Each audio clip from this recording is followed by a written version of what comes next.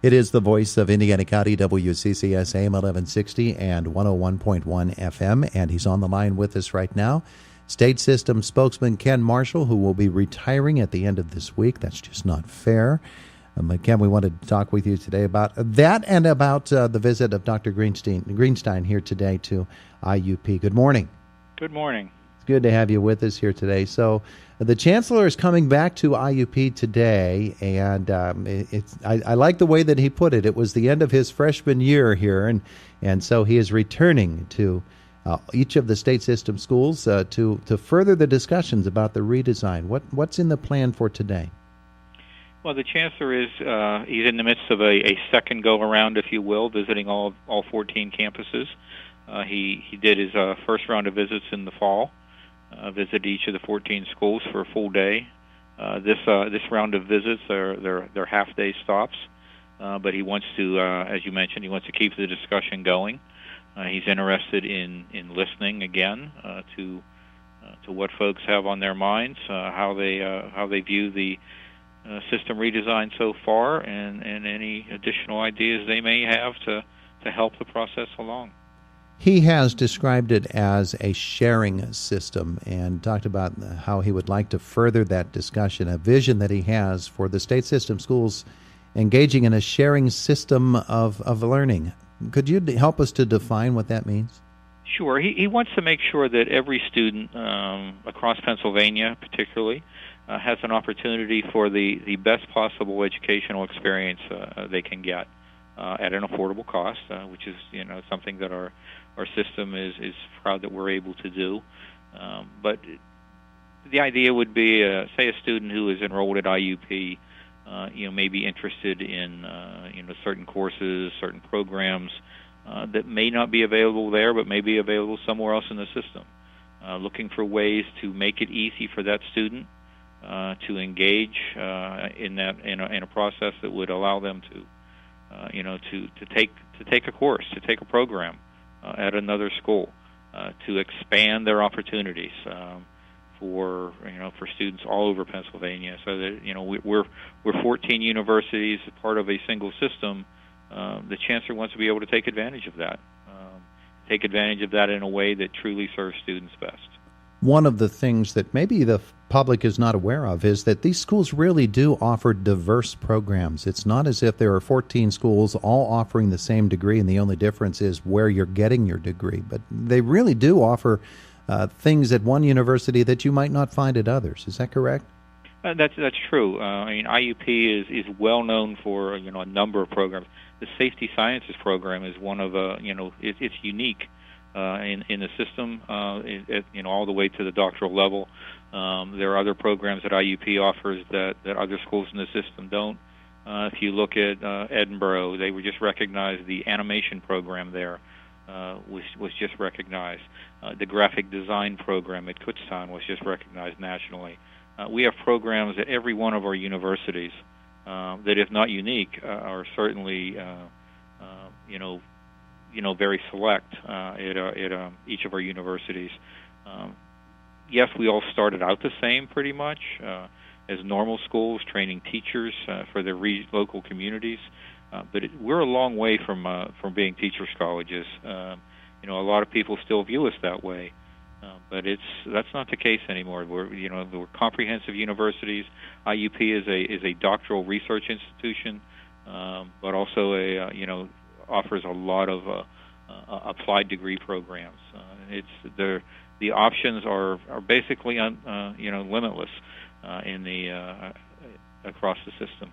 The state system redesign, of course, is something that began before Dr. Greenstein got here, but he certainly has embraced it and is pulling it along with him.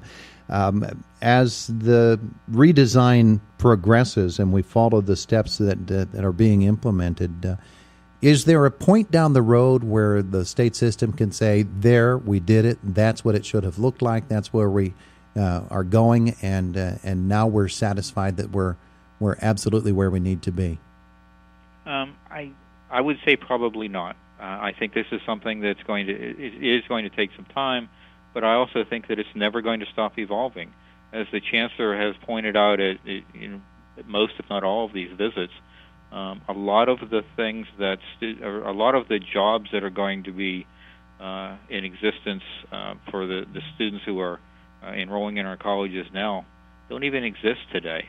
Technology is changing things so much. The workforce is changing so much. The universities need to be continually evolving, to developing new programs, to developing new degrees. And I think what the system redesign will do, part of its intent is to make sure that we are, mobile, or that we're, able to adapt and to evolve on a continual basis, so that we're always offering leading edge programs, that we're always, looking for the next thing, so that, that students have the opportunities that they need to be successful. And, what that is today it's going to look very different 5 years from now. So I don't think we can ever stop the redesign, but it's something that we need to put in place so that we're ready for that future.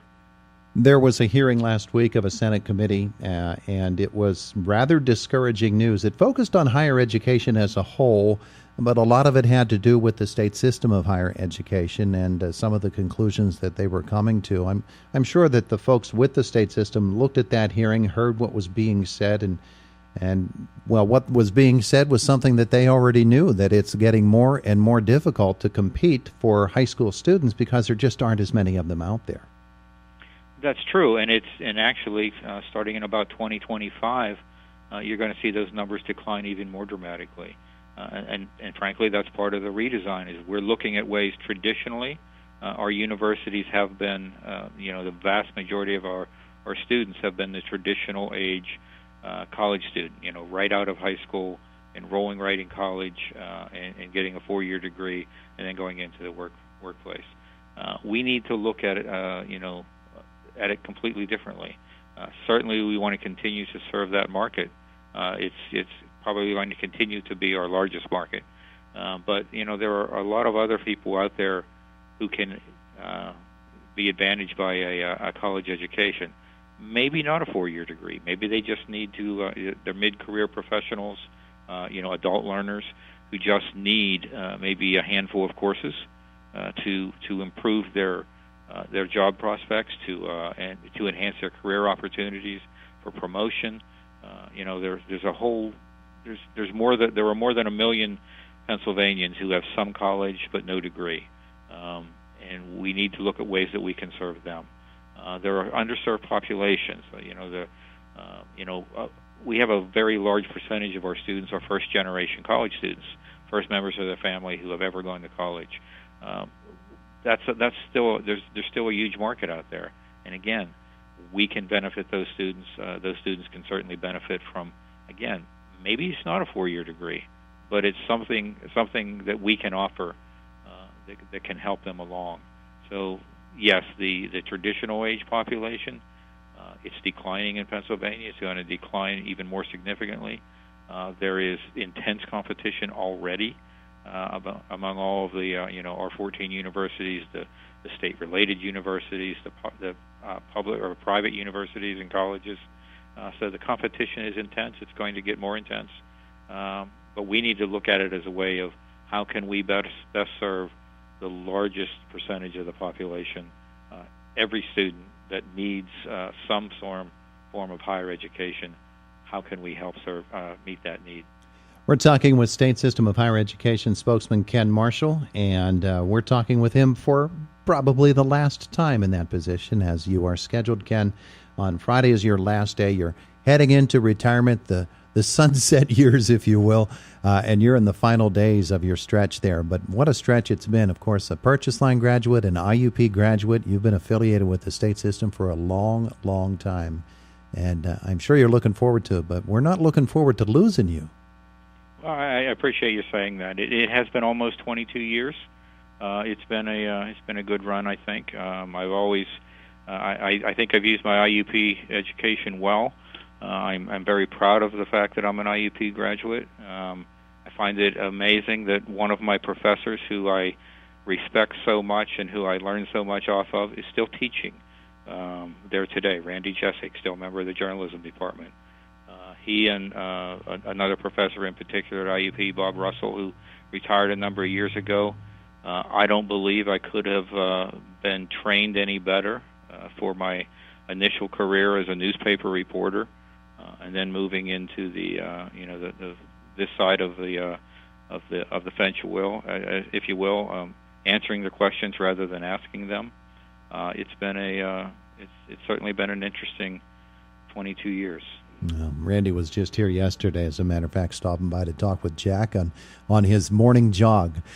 Kenn, it's been a great joy to be able to work with you down through the years. I do so appreciate it. You're more than cooperative. You are just a good friend of higher education and of us in the media end of it, and we appreciate everything that you've done for us. Wish you the best. Thank you very much. I'm looking forward to my retirement years. All right, go dunk a worm or something. Go fishing.